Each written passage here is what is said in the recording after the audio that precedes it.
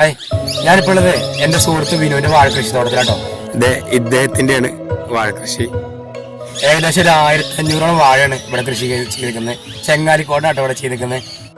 ഒരു തടത്തില് 2 വാഴ വീതമായിട്ട് കൃഷി ചെയ്തിരിക്കുന്നത്. ഏകദേശം ഒരു 1000ഓളം വാഴ അങ്ങനെ 2 വീതം കൃഷി ചെയ്തിട്ടുണ്ട് ഇവിടെ. കേട്ടോ, എല്ലാ തടത്തിലും 2 വെച്ചിട്ട് ചെയ്തിരിക്കുന്നത്.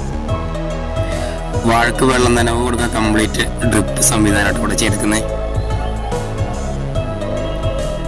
1500 വാഴക്കും വളം ലിക്വിഡ് വളമാണ് കൊടുക്കുന്നത്. അത് വെഞ്ചർ സംവിധാനത്തിലൂടെ ഉണ്ടോ വളം നൽകുന്നത് വാഴക്ക്.